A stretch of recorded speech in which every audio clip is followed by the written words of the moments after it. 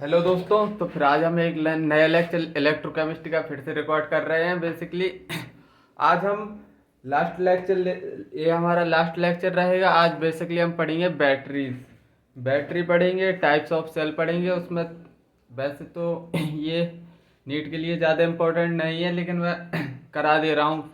May be NCERT में question आ भी सकता है और नहीं भी। तो बैटरी, सबसे पहले बैटरी क्या होती है? Battery basically combination of galvanic cell होता है। कॉम्बिनेशन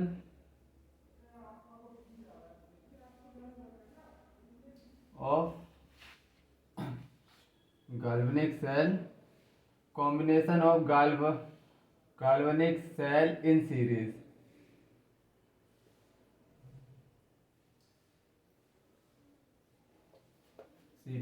अब टाइप्स ऑफ बैटरी या टाइप्स ऑफ सेल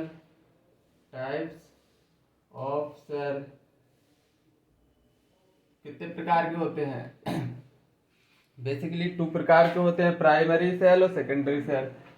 पहला है primary cell. Primary cell primary cell basically कौन से सेल होते हैं? Non rechargeable cell.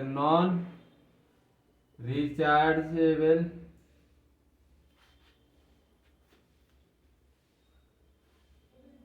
Non rechargeable cell non rechargeable cell होते हैं प्राइमरी सेल। इनके एग्जाम्पल ज्यादा इंपॉर्टेंट है, याद रखना। डायरेक्ट एग्जाम्पल से भी क्वेश्चन आ जाता है। तो पहला है zinc mercury rod zinc mercury cell. और दूसरा है लैक्लांची सेल, जिसको हम ड्राई सेल भी बोलते हैं। ड्राई सेल और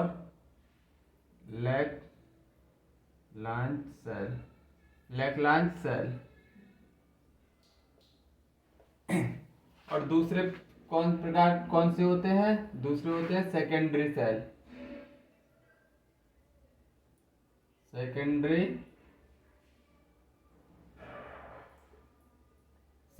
सेल बेसिकली ये रिचार्जेबल सेल होते हैं। ये बेसिकली रिचार्जेबल सेल होते हैं। रिचार्जेबल सेल ये रिचार्जेबल सेल होते हैं। और इनको also called storage cell. Also called storage cell इसका एग्जाम्पल कौन सा है? लेड स्टोरेज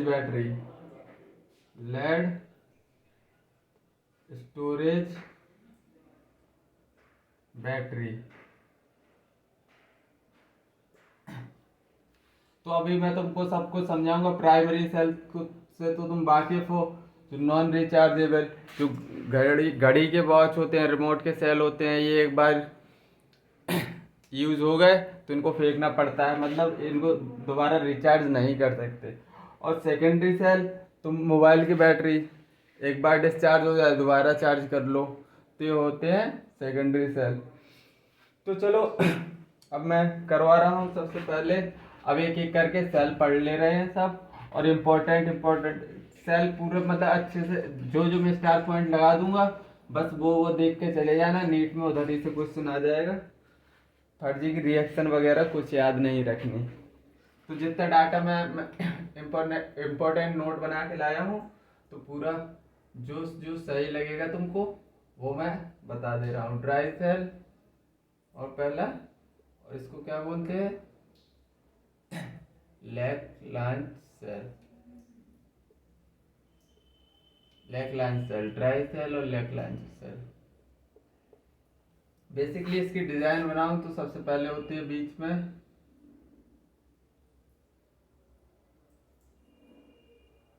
कार्बन की रॉड।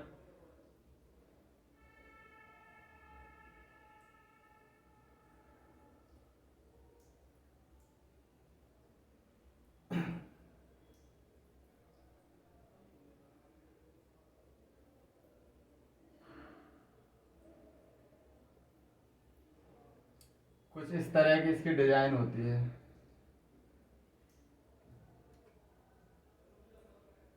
हम्म, ये बेसिकली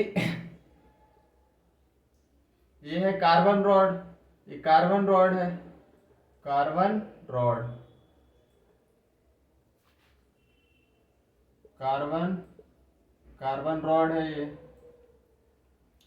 और ये इधर कोटिंग है, कोटिंग किसकी, इधर लिक्विड हो रहा है, ये किसका लिक्विड है, carbon molten ammonium chloride, molten ammonium chloride plus zinc chloride का। एक इधर जो कोटिंग है कार्बन रॉड में, इसमें कोटिंग है, इधर किसकी कोटिंग है ये बताओ।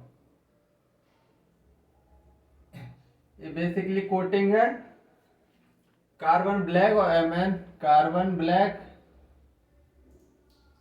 एंड प्लस MnO2 को की कोटिंग होती है इसमें, कोटिंग। अब देखो रिएक्शन, ये कार्बन रॉड एनोड की तरह, कार्बन रॉड कैथोड की तरह बिहेव करेगी, कैथोड। और इसमें ये जिंक होता है, ये जिंक एनोड की तरह बिहेव करेगा, जिंक एनोड की तरह बिहेव करेगा।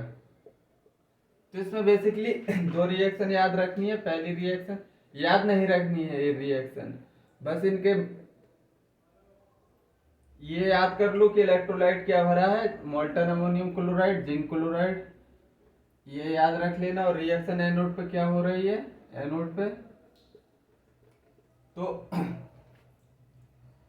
Zinc gives zinc +2 electron.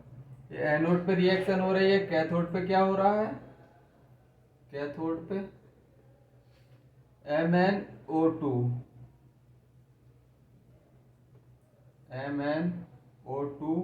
Plus ammonium ion plus electron gives क्या दे रहा है, MnOOH plus ammonium, ammonium gas, ammonia gas release कर रहा है। देखो ये गैस रिलीज हो रही है, इसमें एनोड में ऑक्सीडेशन हो रहा है, कैथोड में रिडक्शन। Mn+4 से कहाँ जा रहा है, +4 से ये जा रहा है +3 में, तो मतलब रिडक्शन हो रहा है। अमोनिया गैस रिलीज होती है क्या, तुम ड्राई सेल में गैस रिलीज होती है क्या, सेल में नहीं होती। तो ये जिंक से मतलब एक जिंक +2 से रिएक्शन करेगी अमोनिया, जिंक +2 से, यही पूछेगा कि अमोनिया गैस कहाँ चली जाती है। तो ये कॉम्प्लेक्स बना लेती है ZnNH4+2, ये कॉम्प्लेक्स बना लेगी, एक कॉम्प्लेक्स बना लेगी। इतना समझ आया। इसकी देखो इसकी इधर एक इम्पोर्टेंट पॉइंट लिखवा दे रहा हूँ, इसकी इनफिनाइट लाइफ नहीं होती, मतलब इनफिनाइट टाइम तक लाइफ टाइम इसकी नहीं होती। ये डिस्चार्ज हो जाएगा अगर तुम इसको छोड़ दोगे, वो धीरे धीरे डिस्चार्ज हो जाएगा। क्योंकि इधर स्टेटमेंट कहाँ लिखवाऊँ इसका, इधर लिखवा दूँ पहला star point, this cell does not have, this cell does not have infinite life,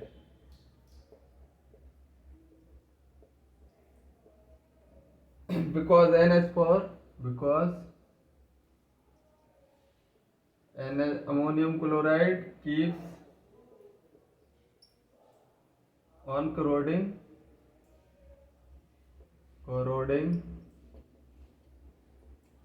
zinc anode, पहला पॉइंट ही याद रखना है। और वोल्टेज इसका होता है, वोल्टेज कितना 1.25 से 1.5 वोल्ट, 5 वोल्ट पहला।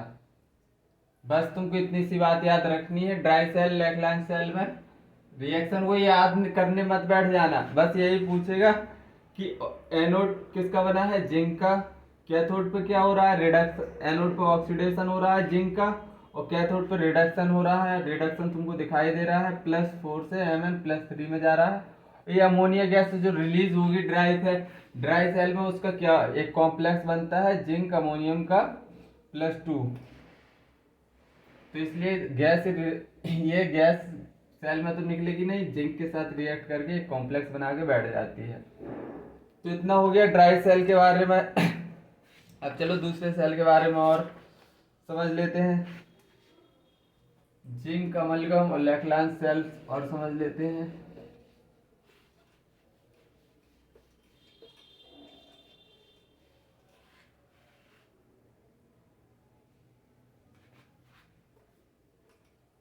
तो दूसरा है जिंक अमलगम सेल, इसको बटन सेल भी बोलते हैं, बटन सेल, बटन सेल।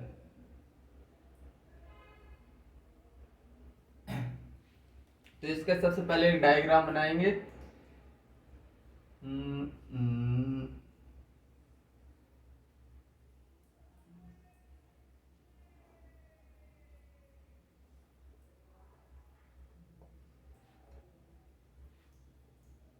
इसका मैंने क्रॉस सेक्शन एरिया ले लिया है।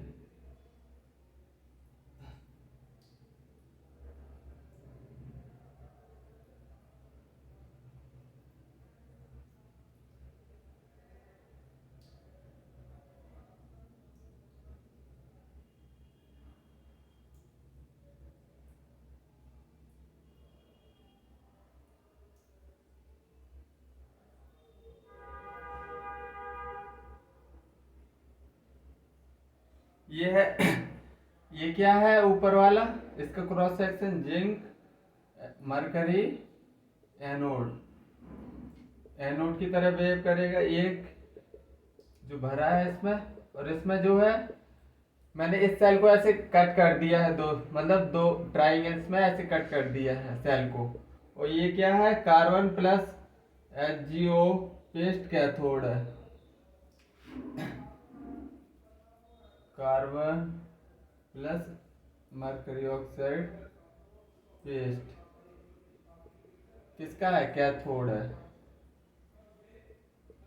तो रिएक्शन इसकी, और इसमें इलेक्ट्रोलाइट क्या लेंगे, इलेक्ट्रोलाइट, इलेक्ट्रोलाइट, इलेक्ट्रोलाइट, इलेक्ट्रोलाइट किस किस का मिक्सचर लेंगे, तो KOH का मिक्सचर ऑफ, इसमें mixture of KOH plus zinc oxide का मिक्सचर लेंगे। अब देखो एनोड पर रिएक्शन क्या होती है, एनोड पर रिएक्शन क्या होगी, जिंक मरकरी रिएक्शन करेगी 2OH नेगेटिव से, और क्या देंगे, zinc oxide plus H2O plus 2 electron.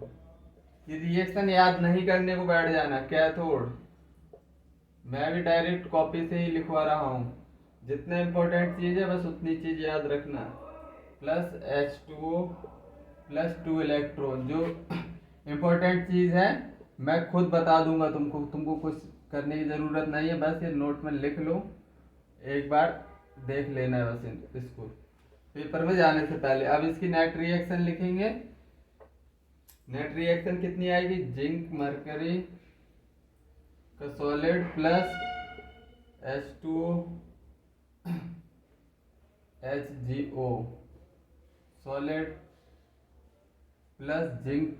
जो इसमें मेन चीज याद रखनी है, नेट रिएक्शन पे फोकस करना है तुमको, जो चीज याद रखनी है जिंक मरकर जिंक अमलगम के सेल में, बटन सेल में, वो यही नेट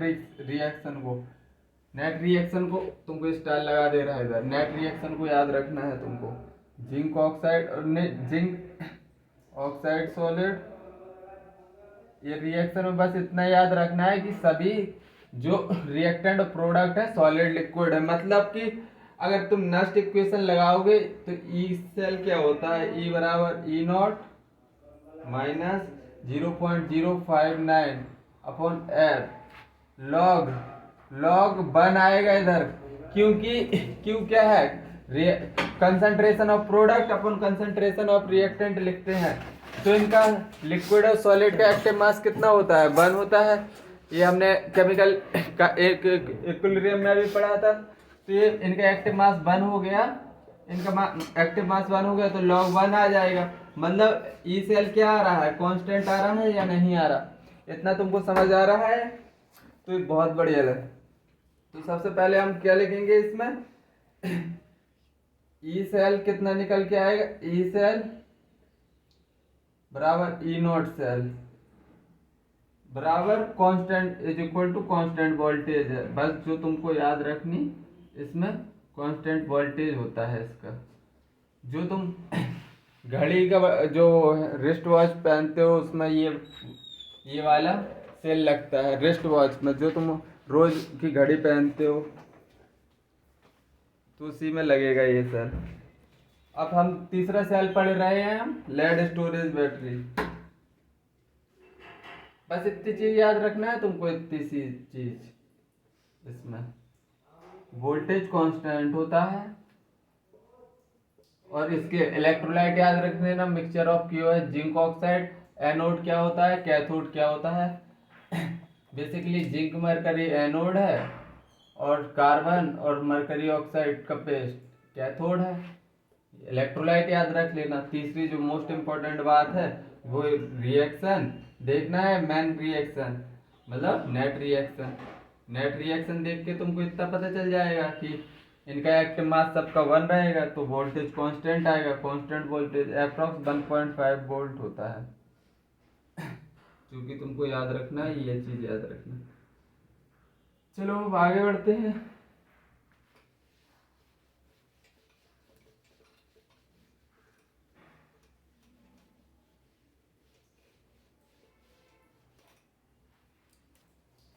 तीसरी जो इससे ज्यादा मतलब इससे क्वेश्चन बनने के बाद चांस ज्यादा रहते लेड स्टोरेज बैटरी से,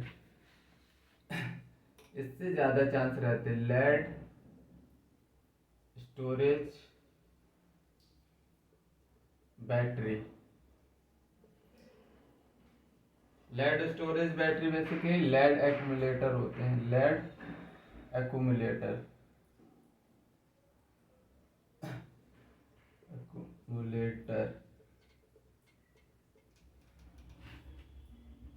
lead storage battery lead accumulator. तो इसको पहली बात तो ये सेकेंडरी सेल होता है, सेकेंडरी सेल पहली बात याद रखनी है, सेकेंडरी सेल है इसका। दूसरी बात series combination of 2 volt cell of each 2 voltage, series combination of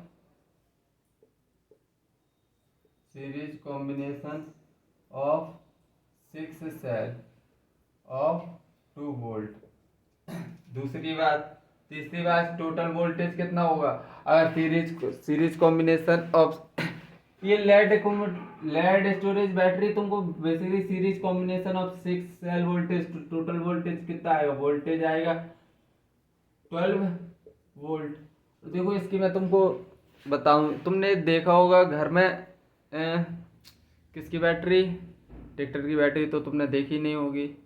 हाँ इन्वर्टर की बैटरी देखी होगी, वो कुछ ऐसे बनी होती है, ऐसे होती है।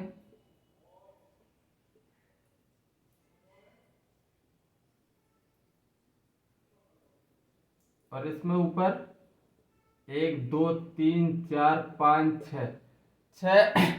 6 सेल लगे होते हैं। मतलब इधर से तुम खोलते हो, इधर पानी डालते हो। मतलब अभी मैं आगे समझाऊंगा पानी तुम क्यों डालते हो। तुमने इस तरह की बैटरी तो देखी होगी, इसमें 6 सेल लगे होते हैं, मतलब कैप लगे होते हैं 6, तुम खोलते हो एक्चुअली वो एक एक करके 6 सेल लगे हैं।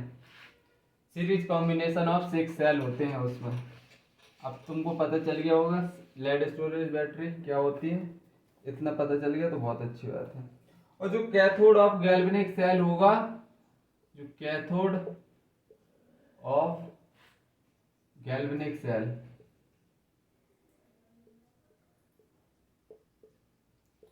तो वो एनोड ऑफ इलेक्ट्रोलिटिक सेल की तरह बिहेव करेगा। Anode of electrolytic cell, electrolytic cell cell और जो एनोड, अगर एनोड ऑफ गैल्वेनिक सेल होगा तो वो कैथोड ऑफ इलेक्ट्रोलिटिक सेल की तरह बिहेव करेगा। गैल्वेनिक सेल किसकी तरह बिहेव करेगा? Cathode of electrolytic cell, cathode of electrolytic cell.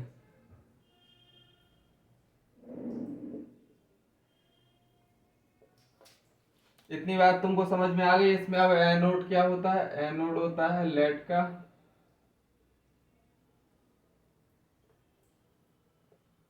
Anode basically किसका होगा? लेड का, पीवी का। कैथोड, कैथोड किसका होगा? PbO2 का। इलेक्ट्रोलाइट,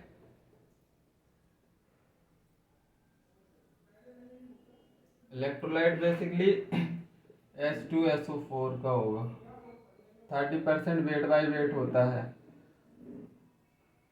और इसकी डेंसिटी होती है 1.3 ग्राम पर ml। इतनी बात तुमको समझ में आई?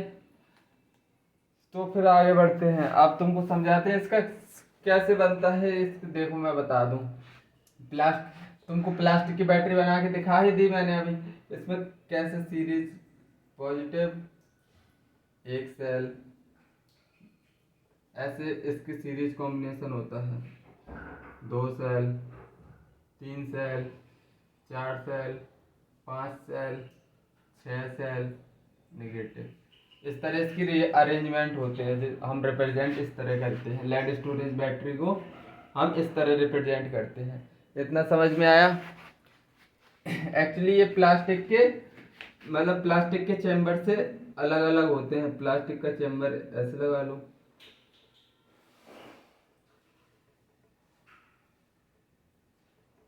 प्लास्टिक के चैम्बर लग गए तो सभी, मतलब सभी सेल अलग हो जाएंगे। चलो अब आगे बढ़ते हैं।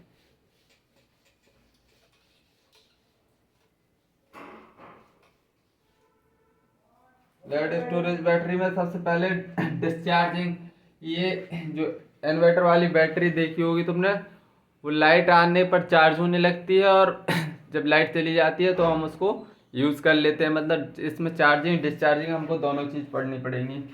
तो पहले पढ़ेंगे during discharging, during discharging, during discharging.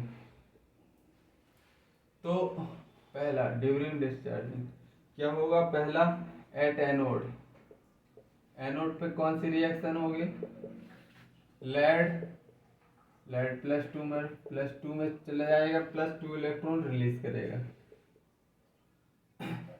Pb+2, ये सल्फेट किसका है? SO4-2 किसका है? ये H2SO4 का है, SO4 का। Pb+2 SO4 सल्फ्यूरिक एसिड का है, SO4-2, तो PbSO4 बना लेगा सॉलिड। तो इसकी नेट रिएक्शन लिखेंगे तो क्या आएगी? नेट रिएक्शन लिखेंगे तो Pb+2 से Pb+2 कट गया तो नेट रिएक्शन आएगी lead plus sulphate is equal to PbSO4 +2 electron. Net reaction है, एट एनोड पे हो रहा है। एट कैथोड, कैथोड पर क्या हो रहा है? एट कैथोड, कैथोड पर कौन कौन सी रिएक्शन होगी? कैथोड पर PbO +4H+2 इलेक्ट्रॉन क्या देंगे? Pb+2 +2H2O और Pb प्लस सल्फ्यूरिक एसिड का H2SO4 PbSO4, इसकी अगर नेट रिएक्शन लिखेंगे तो क्या आएगी,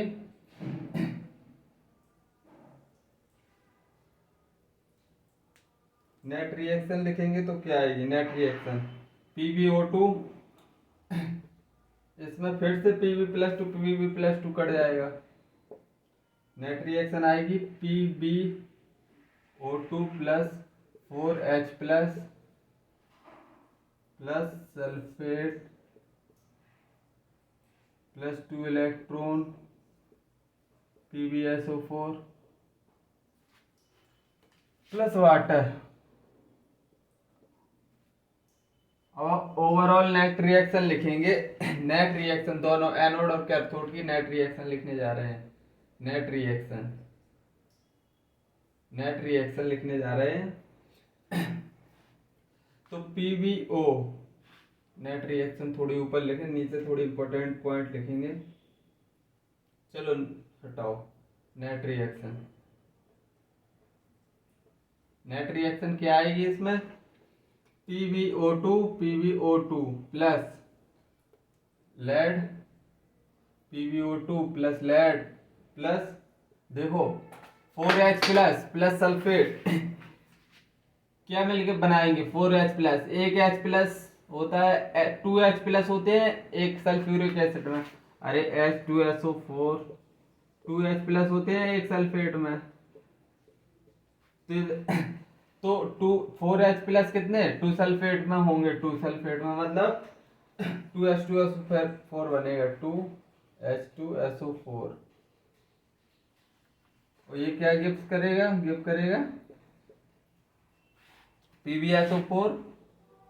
PbSO4 प्लस 2H2O, ये नेट रिएक्शन है। अब जो तुमको याद रखनी है बात वो मैं इधर लिखवा दे रहा हूं, ये तो है नेट रिएक्शन। अब जो तुमको याद रखने वाला पॉइंट है वो इधर लिखवा दे रहा हूं, ड्यूरिंग डिस्चार्जिंग नोट करके, जहां से क्वेश्चन बनने वाला है इधर स्टाइल लगा लो, ड्यूरिंग डिस्चार्जिंग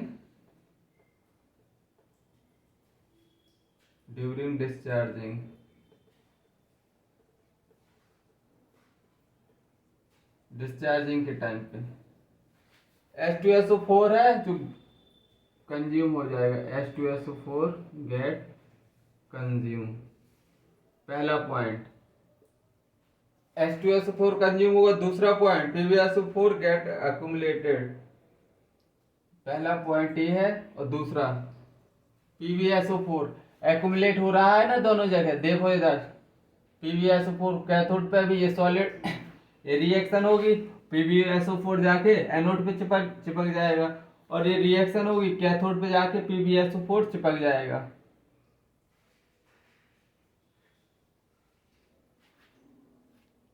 और मतलब PbSO4 get accumulated at cathode and anode, बस तुमको इतनी बात याद रखनी है। नोट ड्यूरिंग डिस्चार्जिंग कंज्यूम क्या हो रहा है, H2SO4 lead storage, lead sulphate क्या होगा एक्यूमुलेट होगा इधर दोनों जगह, एनोड पे भी कैथोड पे। अब ड्यूरिंग डिस्चार्जिंग हमने पढ़ लिया है, नेट रिएक्शन लिख लिया है सब।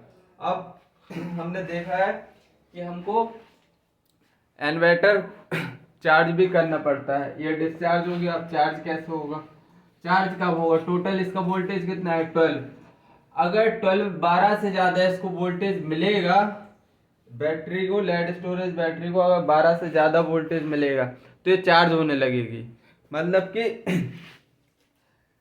चार्जिंग कब होगी, चार्जिंग टोटल वोल्टेज 12 वोल्ट है, 2 वोल्ट के 6 सेल लगे होते हैं, अगर चार्जिंग कब होगी जब 12 वोल्ट से ज्यादा इसको वोल्टेज मिलेगा, वोल्टेज मोर देन 12 से ज्यादा मिलेगा तो ये होने लगेगा। अब इसकी रिएक्शन लिख लो, एट एनोड पे क्या हो रहा है, एनोड पे लेड सल्फेट है जो। अब बस उल्टी रिएक्शन लिख लो, चार्जिंग में जो रिएक्शन लिखी है अब वो बस रिवर्स करके लिखना है तुमको, और कुछ नहीं करना। एट एनोड 2s2s4 PbO, जितनी रिएक्शन हमने पिछली स्लाइड में चार्जिंग में लिखी है उनको बस उल्टा करके लिख दो, तो सब चार्जिंग की रिएक्शन आ जाएंगी। इसको याद नहीं रखना है, SO4 - 2। मैं बार बार बोल रहा हूँ, ये एक एक चीज याद करने मत बैठ जाना,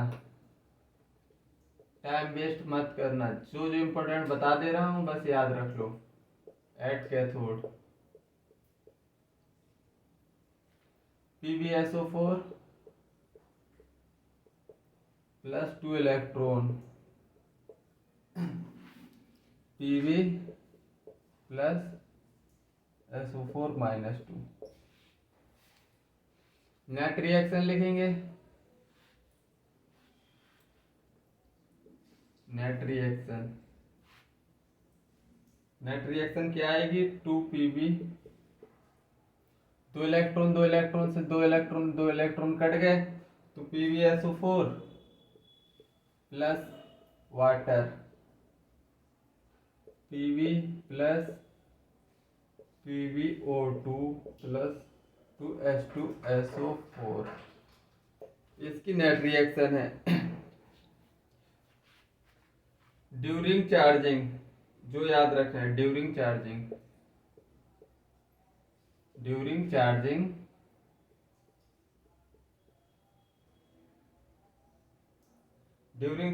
PbSO dissolve and form H2SO4 again, PbSO4 dissolve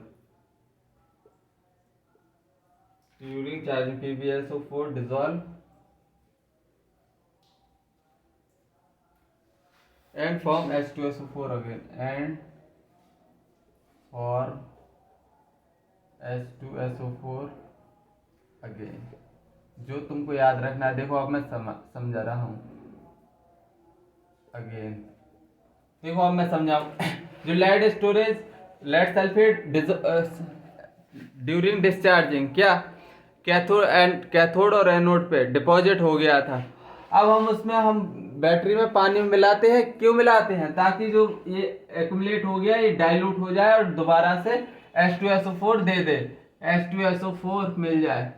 तो देखो हम पानी इसीलिए मिलाते हैं ताकि ये जो कंसंट्रेटेड हो जाता है या जम जाता है तो फिर लेड सल्फेट लिक्विड फॉर्म में आ जाता है, और लेड से क्या फिर रिएक्शन होने लगती है, मतलब H2SO4 फिर बनने लगता है। देखो ड्यूरिंग डिस्चार्जिंग में क्या याद रखना है? PbSO4 dissolve and form H2SO4 again, बस इतना याद रखना है। जो जो समझाने वाली बात थी मैंने समझा दी कि अपन लोग बैटरी में पानी क्यों डालते हैं, ताकि लेड सल्फेट क्या हो जाए, फिर से डाइल्यूट हो जाए। जो समझाने वाली बात थी वो मैंने समझा दी। अब चलो एक चीज के बारे में और पढ़ लेते हैं, फ्यूल सेल के बारे में, और फिर वाइंड अप करते हैं चैप्टर को।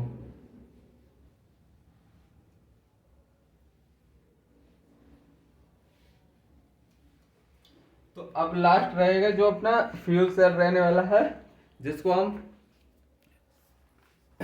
पढ़ रहे हैं और वाइंड अप करेंगे चैप्टर को। Fuel cell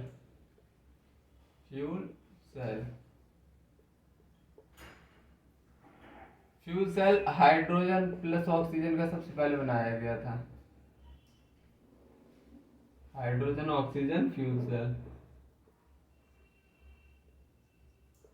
Apollo space mission में सबसे पहले इसको यूज किया गया था। किस मिशन में?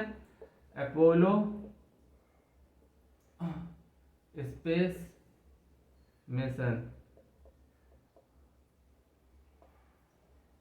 अपोलो स्पेस मिशन में सबसे पहले इसको यूज किया गया था। अब फ्यूल सेल को सबसे पहले ट्राई बनाते हैं, कैसा होता है ये।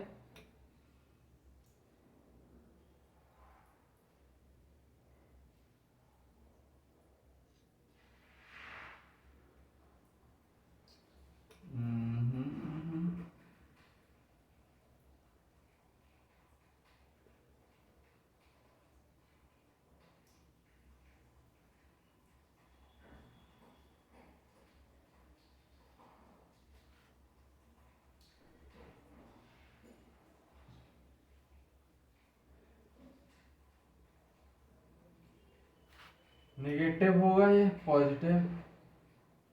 कार्बन की रॉड है ये, दोनों कार्बन की रॉड है, कार्बन रॉड। इधर जो इलेक्ट्रोलाइट भरा होता है उसको क्या बोलेंगे? Equals NaOH concentrated, concentrated concentrate NaOH, equals equals NaOH concentrate. तो इक्वस NaOH फिल होता है इसमें। ये क्या होता है? ये एनोड होता है, एनोड होता है इसमें एक एनोड, और ये पॉजिटिव कैथोड की तरह वेव करेगा, कैथोड। इधर से रिएक्शन, इधर से डालते हैं हम ऑक्सीजन गैस, और इधर से डालते हैं वाटर। तो इधर से फॉर्म क्या होता है? इधर से H2 डालेंगे, इधर O2, इधर से पानी मिलेगा, जो कि हमारा बाई प्रोडक्ट रहने वाला है। मतलब अपोलो मिशन में यही फ्यूल सेल ले जाया गया था, हाइड्रोजन ऑक्सीजन का। और इसमें एक खासियत है, इसमें ज़्यादा वजन नहीं होना चाहिए। इसकी डिजाइन कुछ ऐसे की गई थी कि इसके स्पेस ले जाना है इसको स्पेसशिप में, तो मतलब इसका वजन भी ज़्यादा नहीं होना चाहिए। और इसका एक फ़ायदा भी है कि इससे पानी भी पानी, हाइड्रोजन ऑक्सीजन जाएंगे तो लिक्विड वाटर निकल के आएगा, जो कि मतलब एस्ट्रोनॉट के पीने के काम आएगा। मतलब इस पे क्वेश्चन बन चुका है कि मतलब पानी निकलता है तो वो किस काम आता है। एट एनोड, एनोड पर क्या होता है? एनोड पर देखो क्या हो रहा है, हाइड्रोजन प्लस 2OH नेगेटिव क्या दे रहा है? 2H2O, liquid plus 2 electron, 2 electron anode की हो गई। अब कैथोड पे क्या हो रहा है? एट कैथोड, कैथोड पे क्या होगा? रिडक्शन। एनोड पे ऑक्सीडेशन, तो कैथोड पे क्या होगा? Reduction. O2 plus H2O plus 4 electron gives 4H plus. अब हम इसकी नेट रिएक्शन लिखेंगे। नेट रिएक्शन लिखने के लिए इलेक्ट्रॉन को हमको कैंसिल करना पड़ता है।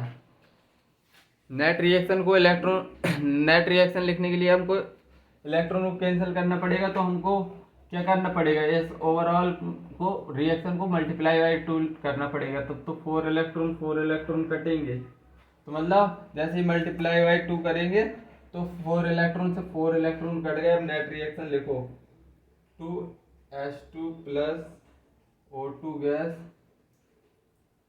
2H2 gas plus O2 gas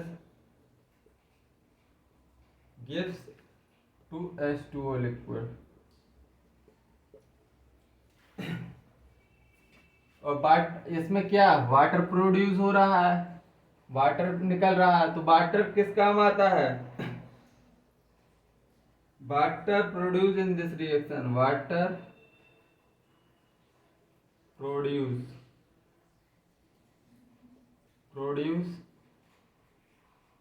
in this reaction. तो वाज ड्रंक बाय एस्ट्रोनॉट,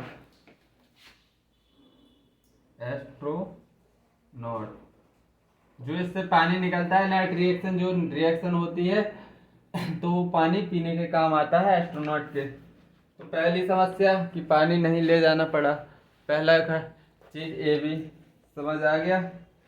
और दूसरी, ये it is more efficient than galvanic cell, it is ज्यादा एफिशिएंट है, it is more efficient than galvanic cell.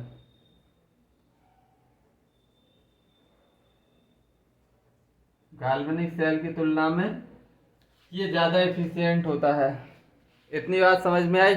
अब देखो जो इम्पोर्टेंट पॉइंट है, बेसिकली रॉड, कार्बन की रॉड होती हैं, कैथोड एनोड समझ में आ गया है। इसमें इलेक्ट्रोलाइट पूछ सकता है, तो इक्वस NaOH होता है इलेक्ट्रोलाइट। अब इसमें बाई प्रोडक्ट तो वाटर ही रहेगा, H2O2 फ्यूल। सबसे पहले फ्यूल पूछेगा, फ्यूल सेल को मतलब अपोलो स्पेस में ले जाया गया था कौन सा, तो हाइड्रोजन ऑक्सीजन का फ्यूल सेल था पहली चीज समझ में आई। और नेट रिएक्शन तब लिखोगे तो बाय प्रोडक्ट पूछेगा तो वाटर, वाटर किस काम आता है, एस्ट्रोनॉट के पीने के काम आता है। और ये पूछेगा गाल्वेनिक सेल से मतलब मोर एफिशिएंट है या लेस एफिशिएंट, ऐसे क्वेश्चन बना सकता है। जबकि ये वाला स्टेटमेंट कि वाटर किस काम आएगा ये पूछ भी चुका है कि मतलब क्या काम करेगा पानी, तो एस्ट्रोनॉट के ड्रिंक पीने के काम आएगा। बस इतना सा क्वेश्चन है आई थिंक। अब इधर हमको इधर वाइंड अप करना चाहिए इलेक्ट्रोकेमिस्ट्री के।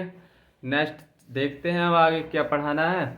फिजिकल केमिस्ट्री आई थिंक, हाँ अभी रेडॉक्स थोड़ी रह गया है, तो रेडॉक्स और ले लेंगे अगले लेक्चर्स में। फिर इसके बाद अपन मूव करेंगे इनऑर्गेनिक केमिस्ट्री की तरफ। तो चलो आज के लिए इधर ही समाप्त करते हैं, जब तक के लिए बाय, जय हिंद, टेक केयर।